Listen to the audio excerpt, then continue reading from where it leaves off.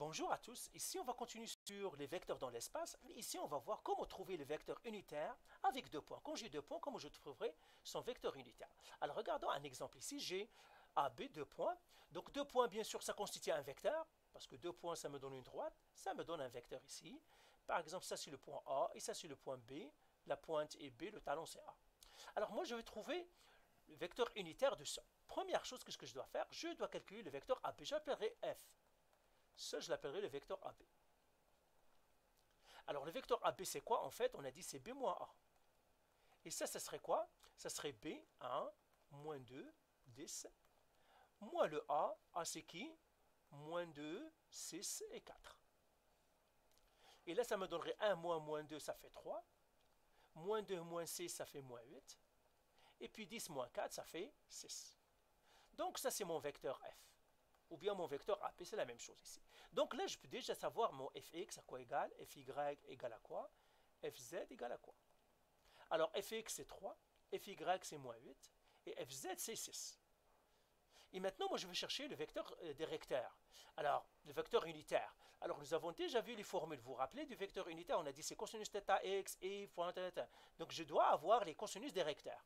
Donc, je dois calculer les cosinus directeurs. Pour calculer les cosinus directeurs, j'ai les coordonnées. Ben, j'applique les formules. Première étape, je dois calculer la norme de f, ou bien la norme du vecteur AB. C'est la racine carrée de fx au carré, plus fy au carré, plus fz au carré. Et ça me donne quoi? Je fais racine carrée de 3 au carré, plus moins 8 au carré, plus 6 au carré. Et ça me donne racine carrée de 109. Ben voilà, j'ai déjà trouvé la norme du vecteur AB que j'écrirai ici. AB, la norme du vecteur AB, c'est racine de 109. Alors ce vecteur AB, je l'ai appelé F, donc le F est égal à 109. Maintenant, je vais trouver les vecteurs directeurs. Comment je trouve les vecteurs directeurs? Ben, on les connaît déjà. Cosinus θx, on sait que c'est fx sur la norme de f. Et la fx, c'est quoi? C'est 3 sur la norme de f. La norme de f, c'est racine carrée de 109. Et bien voilà, je vais l'écrire là aussi.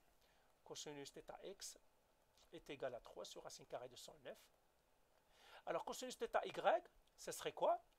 Ben, le fy, c'est moins 8 sur racine carrée de 109. Il ne se simplifie pas. Et cosinus θz, ça serait quoi?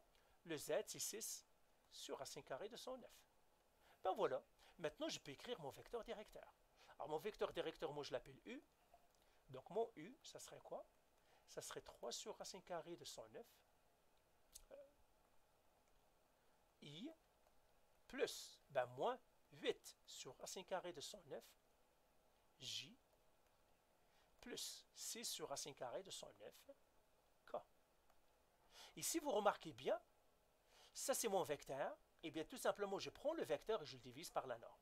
Donc, ça, c'est mon vecteur directeur que j'ai trouvé. L'autre manière de le faire, U, c'est tout simplement, je prends le vecteur AB, ou bien le vecteur F, et je le divise par la norme, tout simplement, le vecteur F, et je le divise par la norme F. C'est ce que j'ai fait. Donc, voilà pour cette vidéo. Allez.